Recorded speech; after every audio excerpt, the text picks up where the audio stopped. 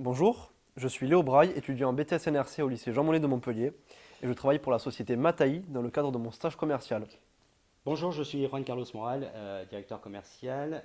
Mataï a été fondée en 2013. Nous concevons des boissons d'énergie naturelle et bio et nous sommes basés au marché du lait à Montpellier.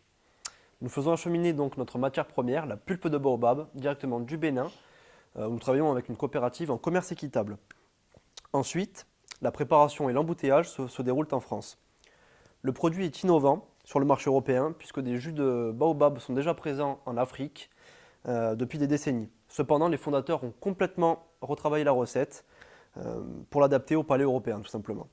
Ce fruit est qualifié de super fruit par rapport à ses vertus exceptionnelles. Un pain de singe, donc c'est ce fruit-là, le fruit de baobab, c'est l'équivalent de 30 oranges en termes de vitamine C, de 6 fois plus de potassium que dans une banane, et c'est notamment l'un des fruits les plus antioxydants du monde, 6 fois plus qu'une grenade. En fait, il est gorgé d'ions et de minéraux qui sont nécessaires au bon fonctionnement du corps humain. Nous travaillons donc sur une gamme de 10 boissons différentes que nous vendons dans le CHR, mais notamment aussi dans les grandes enseignes de magasins bio, ce qui représente un total de 1400 magasins, donc en France et hors métropole. En octobre 2016, début de ma présence dans l'entreprise, cette start-up était incubée sur Agropolis avec un effectif de 6 salariés. Depuis, nous avons emménagé dans de plus gros locaux, donc ici au marché du Lez. L'entreprise a embauché en CDI un commercial supplémentaire et une responsable de communication presse. En 2017, Mataï a fait une levée de fonds qui nous a permis en fait de développer notre gamme puisqu'on est passé de 2 à 10 références et développer ainsi notre chiffre d'affaires puisqu'on a une croissance de plus de 140%. Nous sommes en fait sur un marché qui est porteur, mais nous manquons effectivement de ressources et notamment de force de vente pour continuer notre développement. Lors de mon intégration dans l'entreprise, j'ai accompagné les commerciaux sur les magasins bio et sur le CHR avant de prendre mon envol en toute autonomie pour prospecter ces cibles-là. Puis le besoin de développer une nouvelle cible est apparu par le fait que je suis sportif, je connais les besoins et je demeure persuadé que les boissons Mataï répondent à nos besoins de sportifs. Ainsi, à mon retour en octobre 2017, nous avons mis en place avec Raphaël une offre et une stratégie adaptée pour les salles de sport. J'avais donc un très gros travail de création de base de données et de prospection de cette nouvelle cible.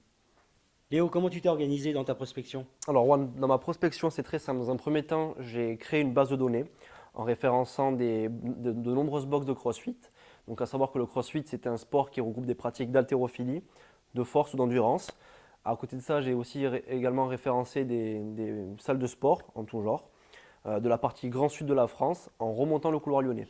Pour cela, nous avons mis en place avec Raphaël des offres et une stratégie adaptée pour ces salles de sport pour leur permettre de nous implanter plus facilement, et ce à l'aide d'un de nos distributeurs, Daily Drink, qui s'occupe de la livraison et du paiement et qui nous facilite du coup nos envois de commandes. Ensuite, j'ai pris mes rendez-vous téléphoniques chaque début de semaine en ciblant des grandes agglomérations telles que Lyon ou Montpellier par exemple. Puis je me rendais en visite terrain du mercredi au vendredi.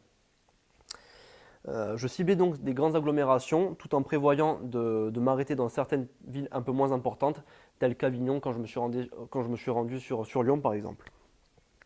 Donc je faisais goûter et je présentais notre gamme Boost aux gérants et aux coachs des salles. Puis au terme de cette présentation, la négociation se mettait en place en vue d'un possible référencement de cette salle. Notre produit, Ron, avait un réel atout, en plus de ses qualités nutritives exceptionnelles, c'est d'être un produit bio, naturel et sans sucre ajouté. Une réelle opportunité donc pour notre entreprise et par rapport à la concurrence qui fabrique en général, par exemple comme Fitted ou Foodspring, des boissons qui sont très sucrées ou alors assez chimiques. Léo, quel est le bilan de ton stage? Alors One, le bilan est très satisfaisant pour moi, puisque d'un point de vue quantitatif, cela a été très concluant. Sur mes 196 suspects, j'ai pu visiter 88 salles, et sur ces 88 prospects, j'ai pu référencer 25 nouvelles salles de sport, donc une majorité de box de CrossFit.